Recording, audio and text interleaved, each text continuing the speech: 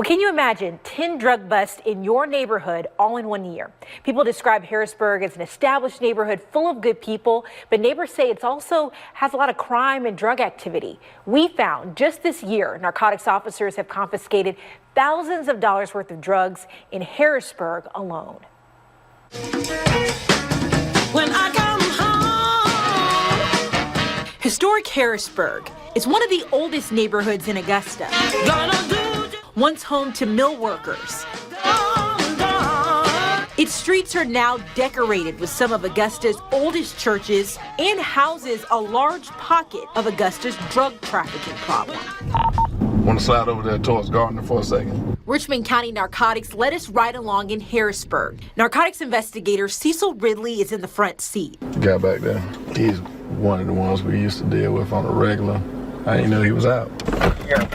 Watch as a spur-of-the-moment stop on Gardner Street. Let me holler for you 1 second.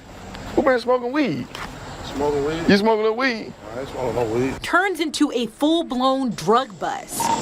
That day, investigators say they found more than 45 grams of crack cocaine, 29 grams of weed, and a firearm in the house. They arrested twins Tavares and Travis Peterson, charged with possession of cocaine and trafficking cocaine.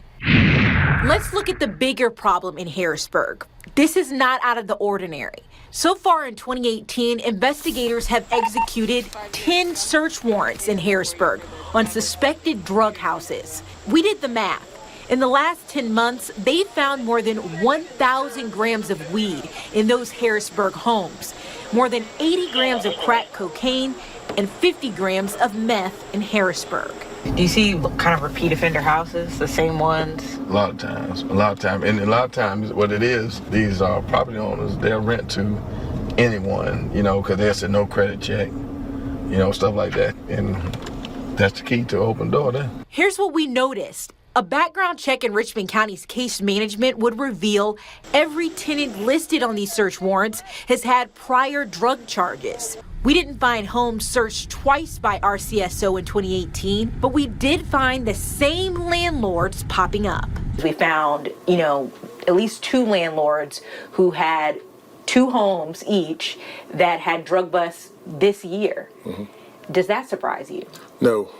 Lieutenant Richard Elam over the Narcotics Division says the district attorney's office is now asking them to keep track of the problem houses and report that information to her office. We're sending out a letter to put them on notice to say, hey, your house this is not the first time we've been there. And, if it happens again, we're going to be filing a nuisance lawsuit against you. And it's not just drugs. The microscope is on any criminal activity.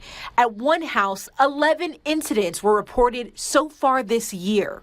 The DA wrote to that landlord, the Richmond County Sheriff's Office, as well as my office, will be consistently monitoring your property. If further incidents of criminal activity continue to occur at this location, please be advised, I intend to take legal action. Like I said, it being an established neighborhood, a lot of retired people or people that made that their home, they try to stay out of the way. When I come home, it's hard to stay out of the way when the trouble is at your doorstep. The district attorney tells me this is one of the most pure examples of how every division of the Richmond County government has to do their job. We asked code enforcement about the properties where narcotics officers went in. 2 of these homes are suspected to be abandoned. The majority have gotten a visit from code enforcement more than once.